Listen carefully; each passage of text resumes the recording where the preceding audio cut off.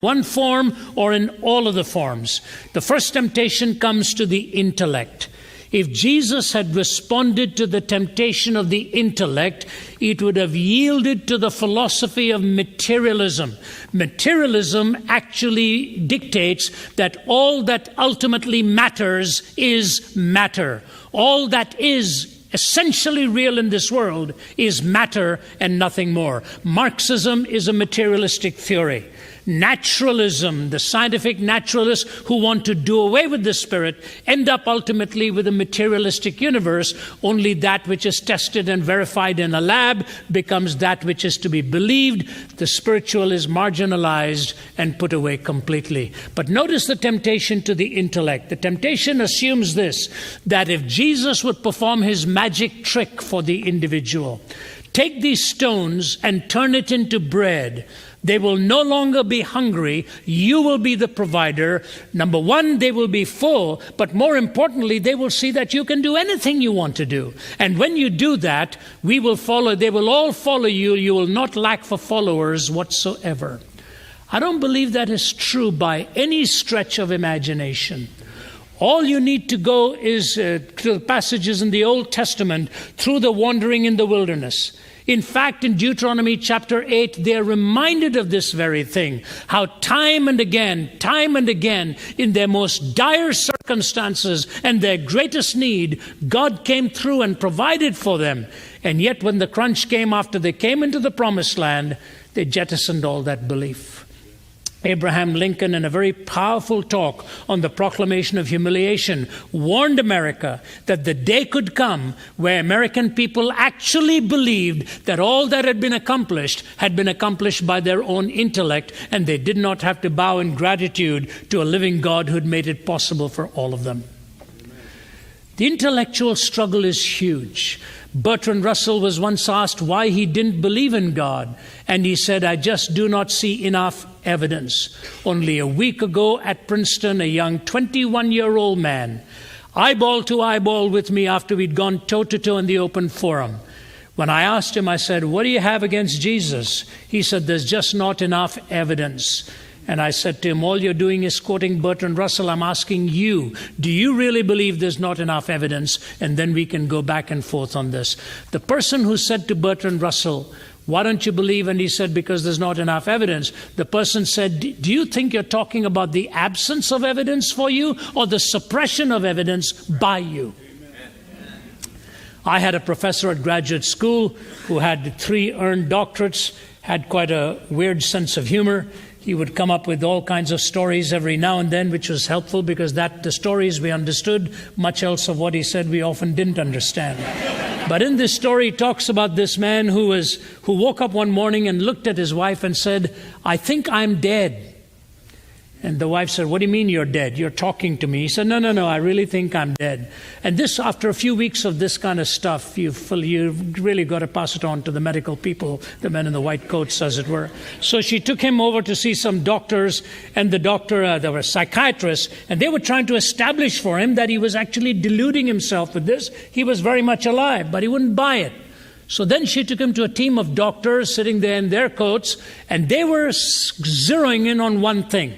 They were trying to prove to him just one stipulation: only living people bleed. Only living people bleed.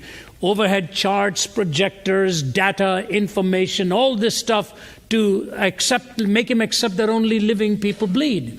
Finally, he looked at them and he said, all right, I guess there's enough evidence. Only living people bleed. As soon as he said that, one of the doctors put his hand into his pocket, took out that pin, plunged it into this man's veins. The blood came spurting out. He looked at it and said, "Great Scott, I guess dead people bleed too."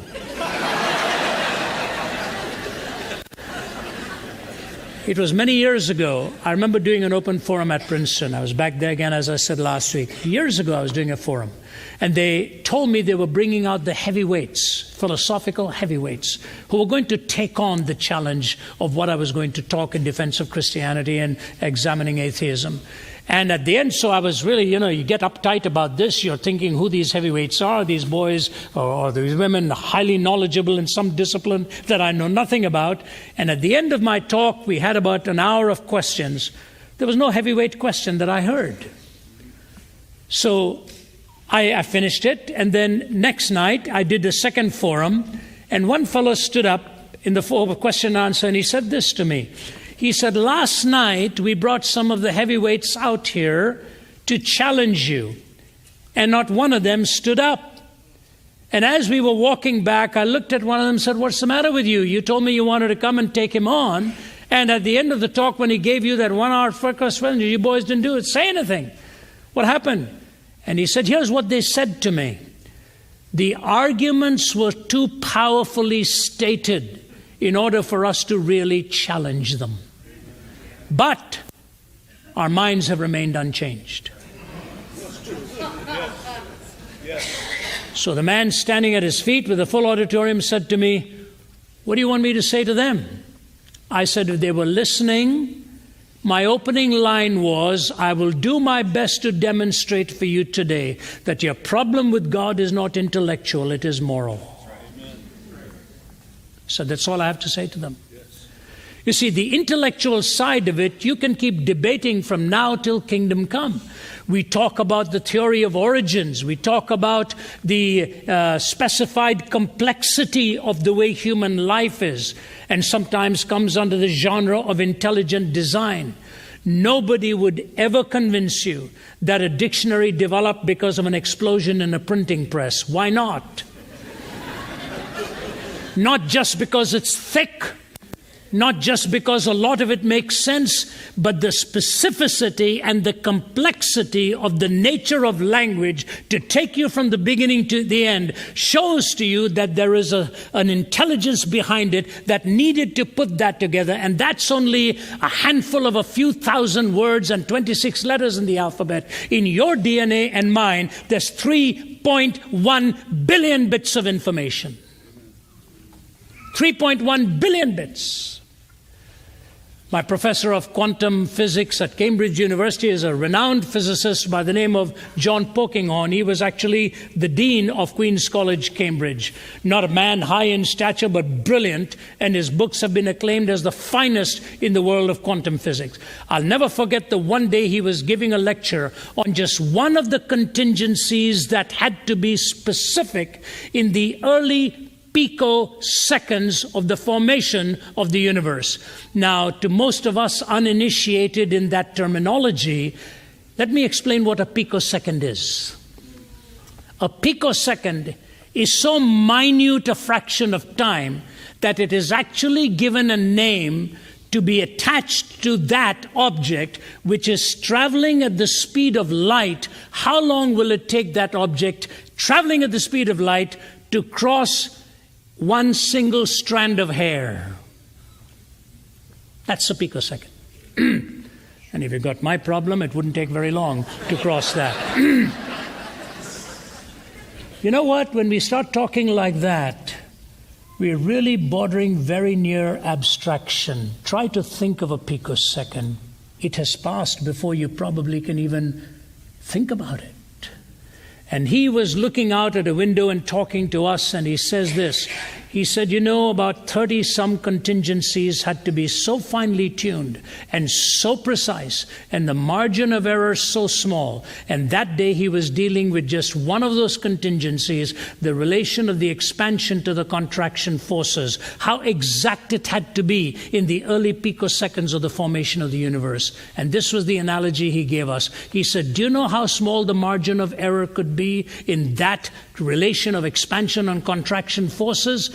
He said it would be the equivalent of taking aim at a 1 square inch object at the other end of the known universe, 20 billion light years away, and hitting it bullseye.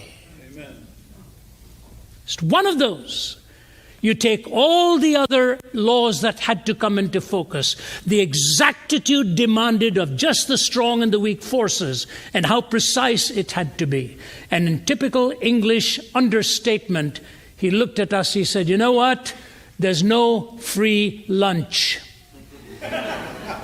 Somebody has to pay.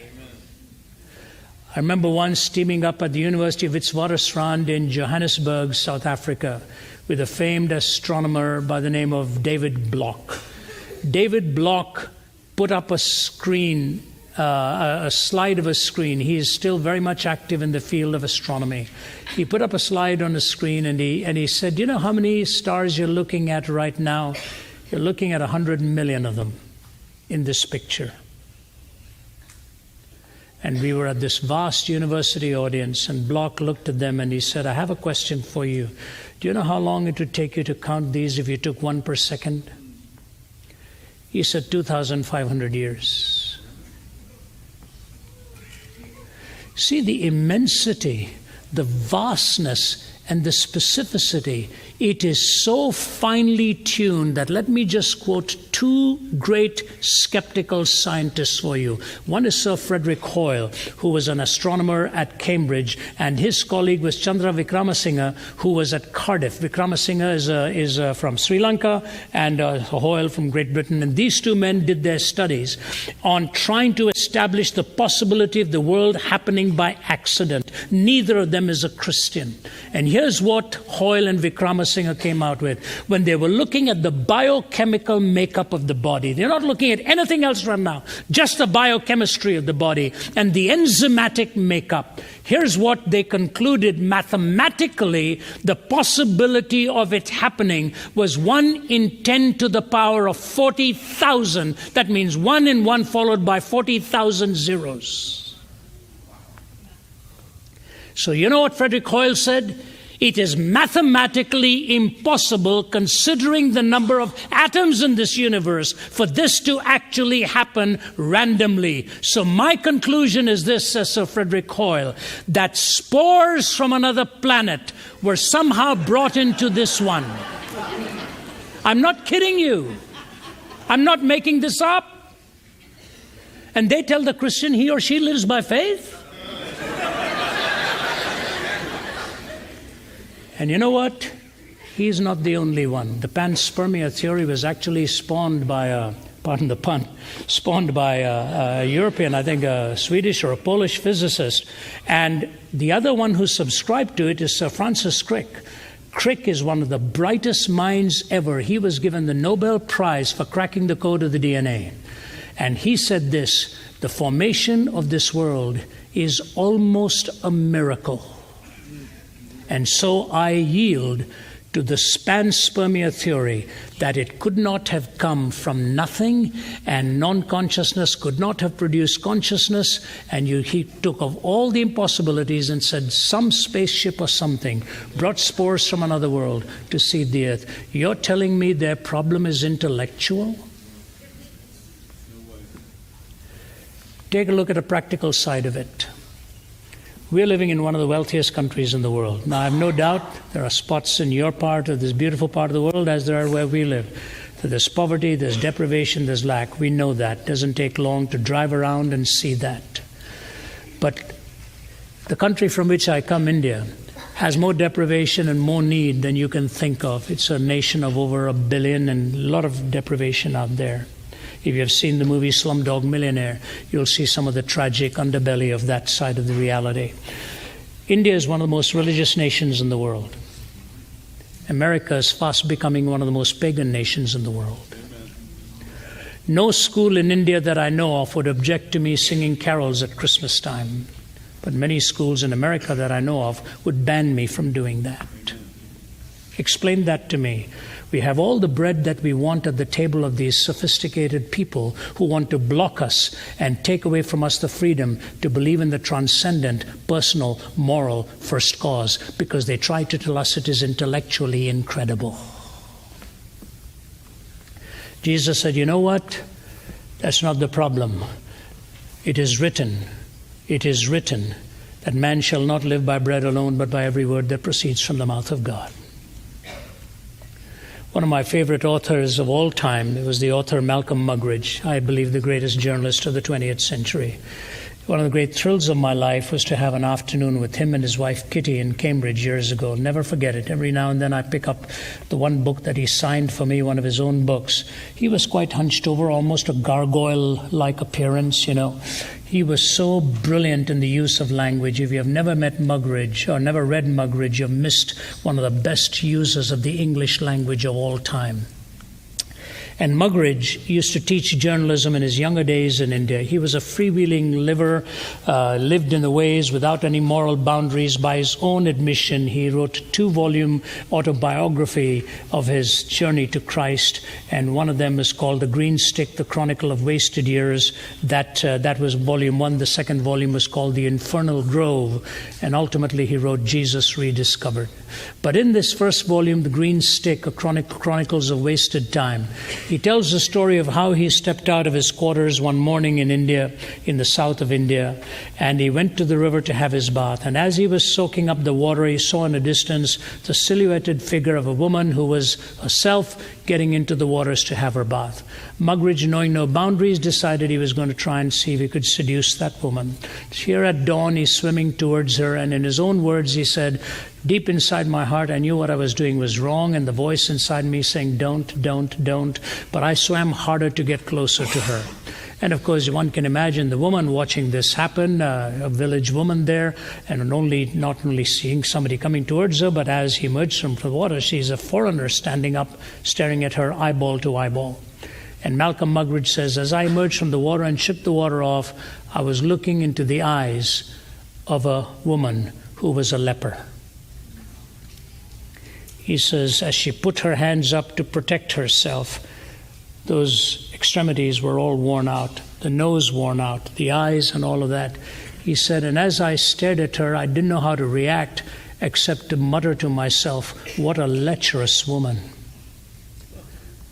And he said, and then it dawned on me, it was not the woman that was lecherous, it was my heart that was lecherous. And he began his own pursuit to find Christ, which he did later on in his life. And that was what all our conversation was about. You see, the greatest discovery in any human heart is to understand how God sees it. In fact, I told you Matthew 4 harks back to Deuteronomy 8. And in Deuteronomy 8, here's what we are told. "I took you through this wandering in the wilderness." It ought not to have taken them more than 6 weeks, but it took them 40 years, he said, so that you would know what was in your heart. Amen.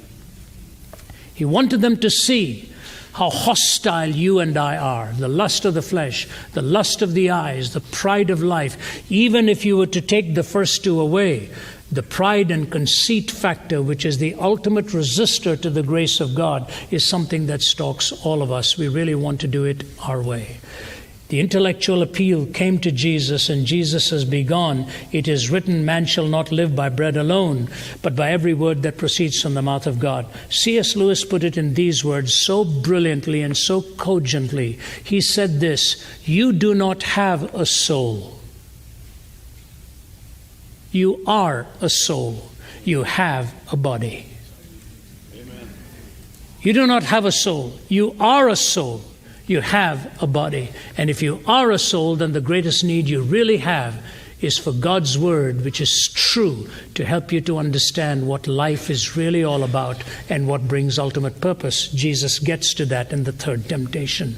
The second temptation comes to the will. The will is what? It is utilitarian.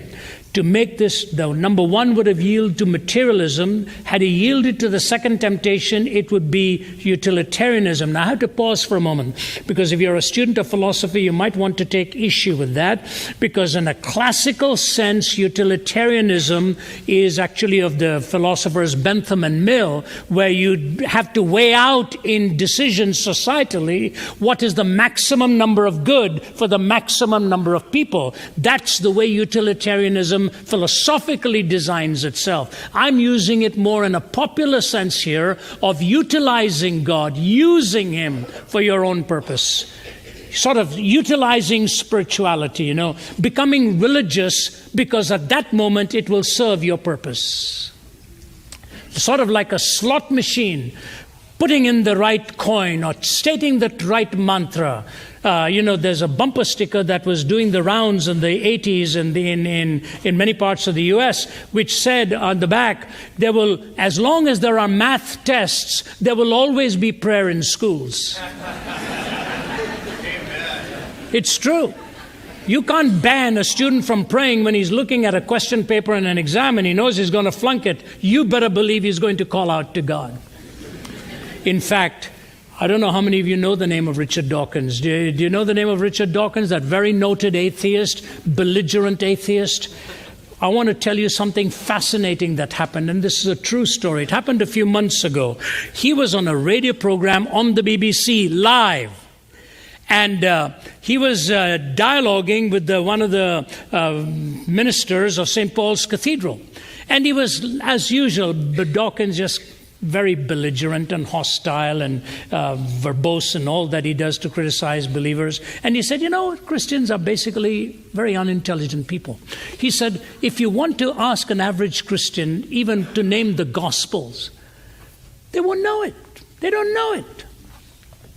And so the vicar just kept listening, and he said, Richard, you're a very erudite scientist.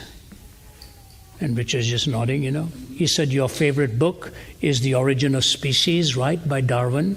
He said, right. He said, Richard, can you name the full title of the book? This happened live. And Dawkins said, oh, yeah, I know it's a much longer title than The Origin of Species. So the vicar said, go ahead. Name it for me. I'm quoting this to you now, please forgive me. This is the way it went. Richard Dawkins says, The Origin of Species, oh my God.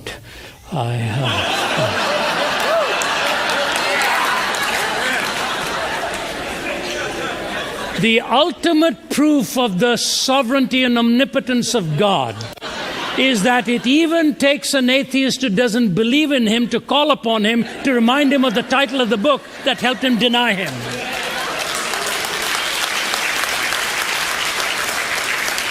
And the next morning's newspaper said, and I quote, it's been a bad week for atheists. Amen.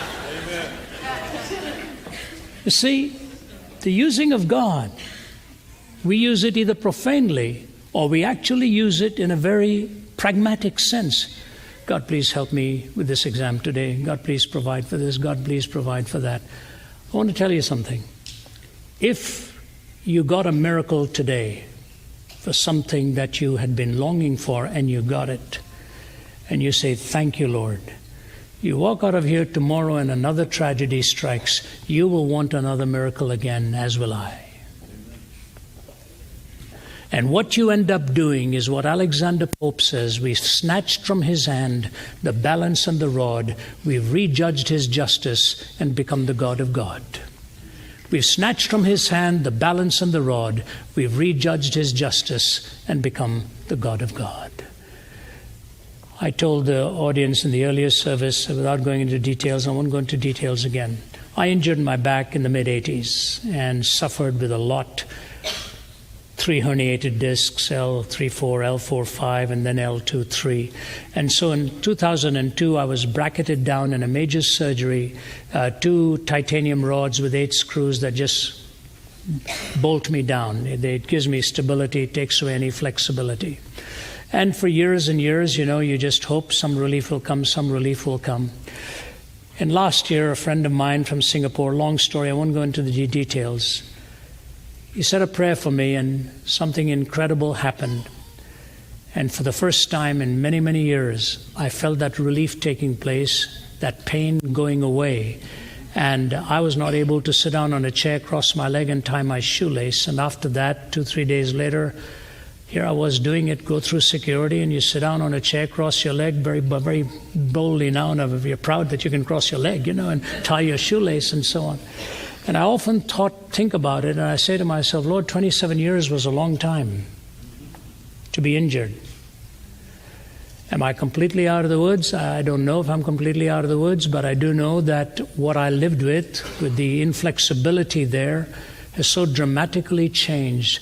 I just say this to say to you all what I'm concluding more and more. God works his ways and works in his time. This is the thing we have a great deal of struggle with. We all want things right away. I want them right away. I want to see things happen instantly. I don't know what some of you are struggling with. It could be a great financial burden. It could be a broken or a hurting relationship. It could be the struggle physically that you're battling. It could be an alienation. It could be a job that's made you miserable and you desperately wish you could find something else. Being human is to go through the struggles of these issues. What was the famed preacher Dr. Jowett once said, if you preach to a broken heart, you will never lack for an audience. Because many broken hearts. I don't know what you're struggling with, but I want to tell you, don't ever give up. Because God works in His time, in His way. And when He comes through, the older you get, the more you believe in the grand weaver. The younger you are, you want to weave it on your own. The older you get, the more you look back, there is no way I could have woven this fabric in my life. Never.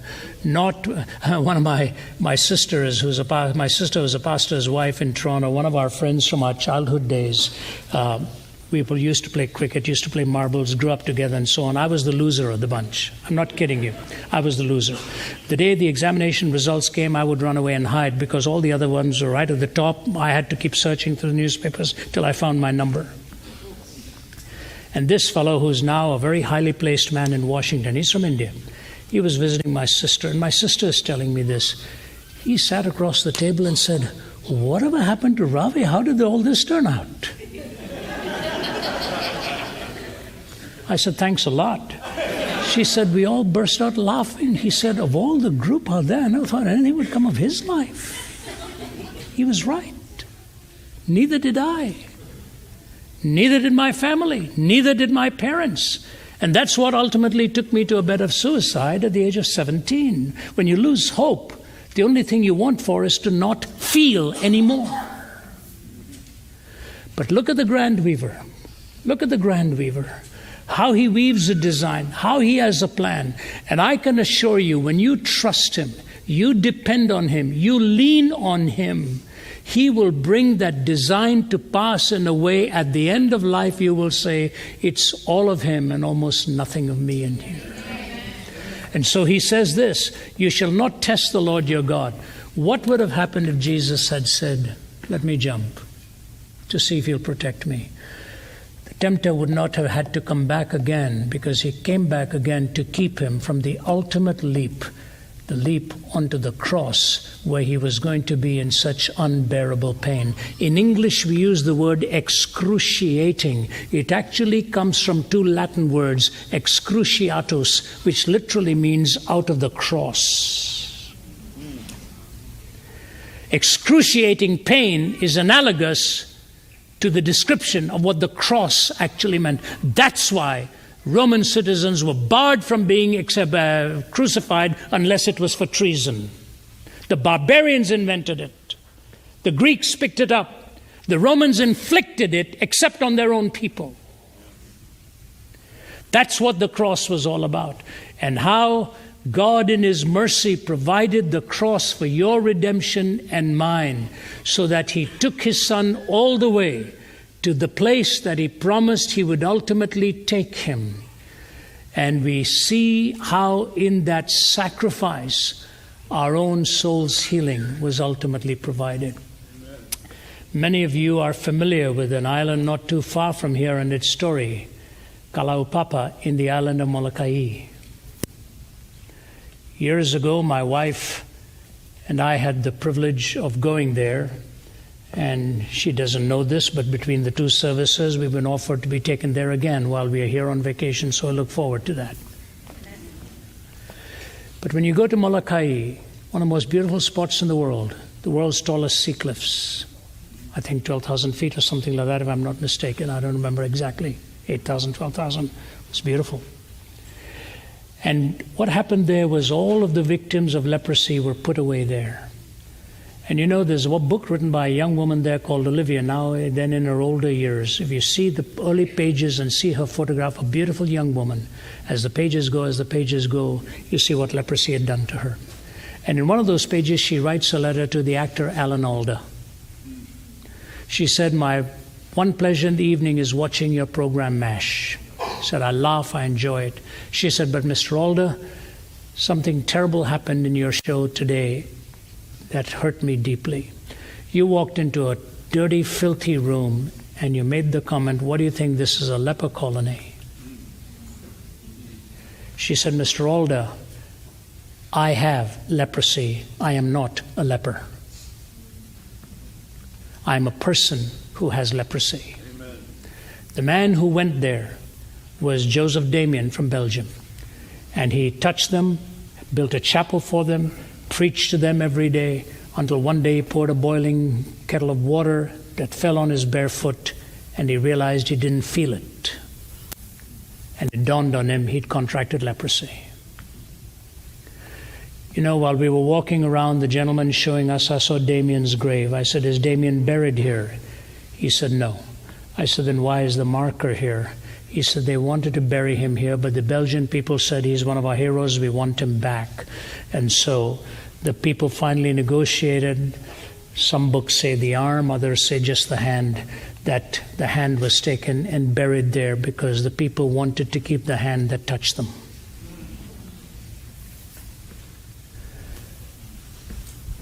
That's why the hymn writer says, what language shall I borrow to thank you, dearest friend, for this thy dying sorrow, thy pity without end? O make me thine forever, and should I fainting be, Lord, let me never, never outlive my love for thee. The tempter came to him before the cross and said, if thou be the Christ, save thyself and us. Why don't you save yourself? No, you do not use God. Sometimes in and midst and through suffering and pain, God brings you to the place that He has prepared for you and chosen for you. Never a happy feeling, but it's a reality, and the cross reflects it more than anything else. Actually, Muggeridge said it is because of that the cross drew him to Christ, because he said, all the pleasures in the world never brought me the ultimate fulfillment as when I submitted my life to Jesus Christ and surrendered my ego and my will, and it was through the cross. So Satan comes first to the intellect, which would have yielded materialism. Then he comes to the will, which would have yielded utilitarianism. Now he comes to the imagination. When you cannot appeal to a person from the front door of reason, you have to go through the back door of the imagination. And in the back door of the imagination, havoc can be wreaked. Because you mess with a child's imagination, or you mess with a young person's imagination, everything can become inverted. Evil can become good. Good can become evil. All the definitions change. Why do you think the most powerful instrument or the weapon in the world today is the entertainment industry? Because they don't come to you through the front door of reason. They come through the back door of the imagination and mess the reason up completely. Mess it up completely. And the imagination is so sacred. You watch it in a little child's life. Just talk to a little child. Think of the things they ask about, things that they want to talk about. And the beauty of their imagination leaves you time and time again so spellbound and so beautifully fulfilled. But you notice the earlier days of fairy tales, those who wrote stories of the imagination, they were brilliant stories. Why? There was always a fairyland. You could ride on all kinds of wings. You could ride on a broomstick. You could do all these things. But there was always a condition. If you don't come back by such and such, you will become a such and such. You don't come back by 12, you're going to become a pumpkin. And G.K. Chesterton said, if you'd said to the fairy godmother, how come? The fairy godmother would probably have said to you, tell me how come there is a fairyland. You've already assumed the magic and the mystery of a world such as this. And when you assume and when you take the mystery of a world such as this, you have to have conditions. You have to have parameters. You have to have boundaries.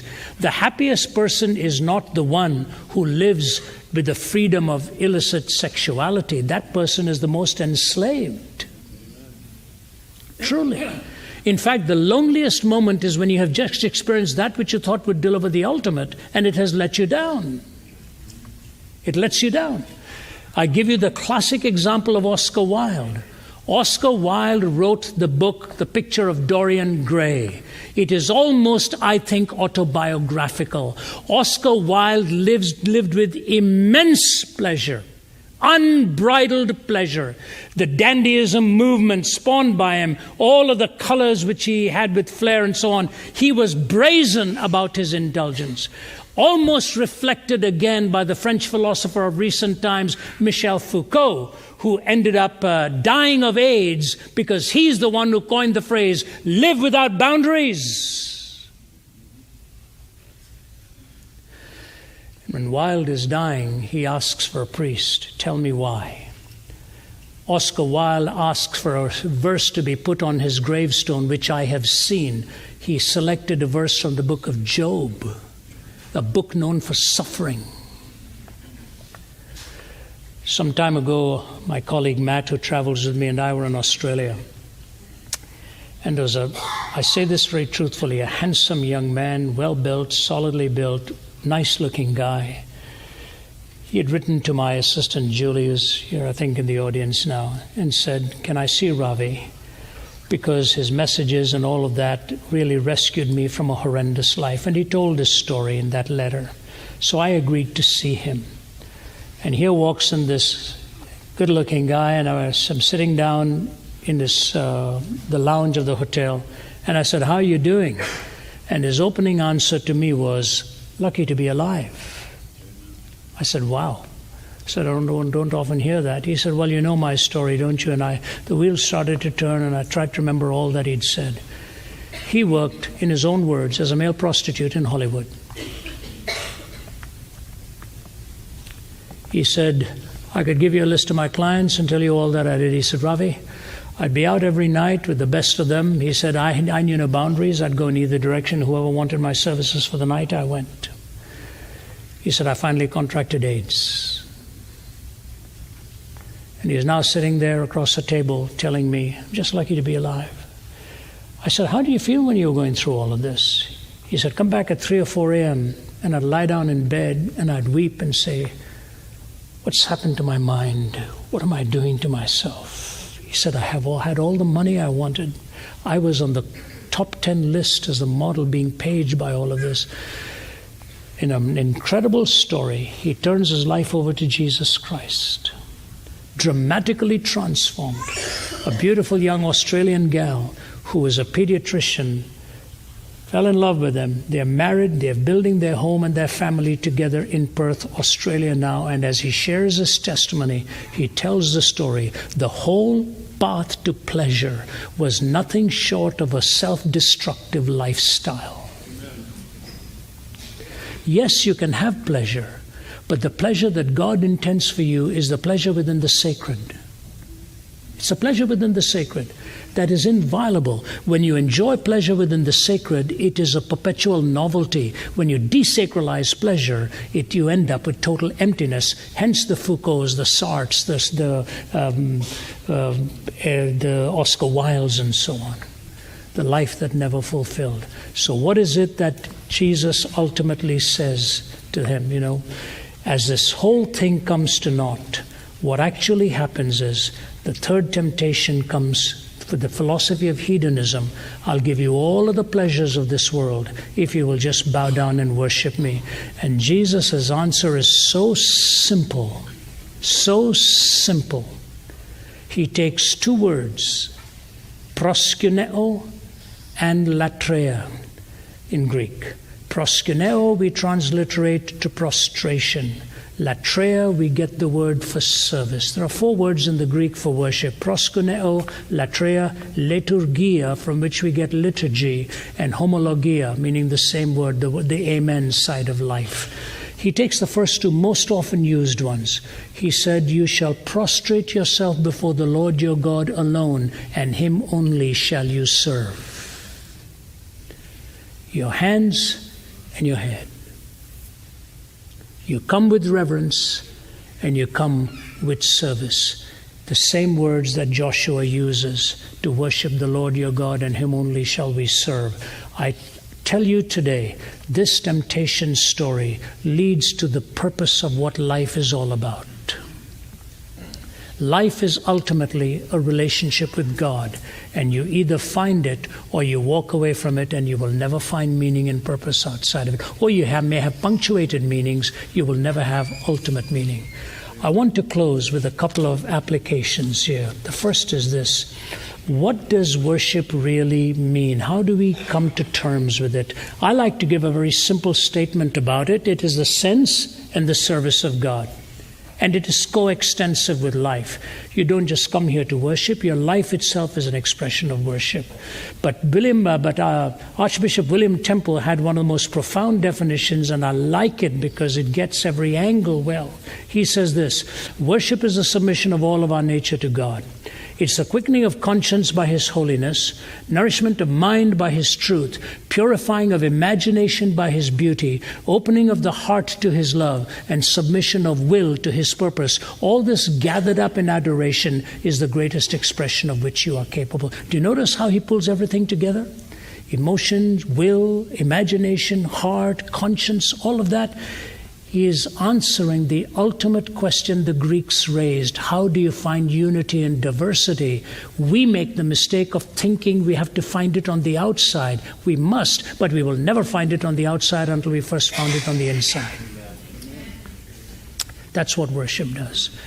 And then I close. One of my favorite authors in the early days of my undergraduate studies was a man by the name of Arthur Leonard Griffith, who was one time minister at City Temple in London, then came to Toronto and pastored there at the famed St. Paul's Cathedral. And here's what he said in his book, God's Time and Hours, referring to the temptation of Christ. He says this: Satan tempts us at the point of our physical needs, not that we might gratify them to excess, but that we might think of nothing else and gratify them at the expense of our usefulness in this world.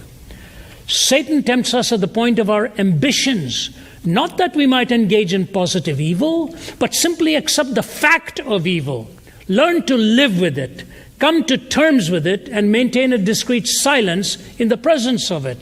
Satan tempts us at the point of our religion, not that we might disbelieve in God, but that we might demand certainty, that kind of certainty which leaves nothing at all to faith, nothing to God Himself. These are the moral struggles that have reality for people such as we are. The subtle temptation to renounce our duty in favor of what is attractive, that insidious allurement to a kind of half-goodness which is the essence of everything bad and which is more productive of suffering and hatred and war and misery in this world than all the designs of wicked and greedy men combined. Powerful statement, how Satan tempts you and me. And so as we close, and I give my thanks to my brother Waxer for having me here, I just say this to you: how are you doing with temptation? Are you battling it?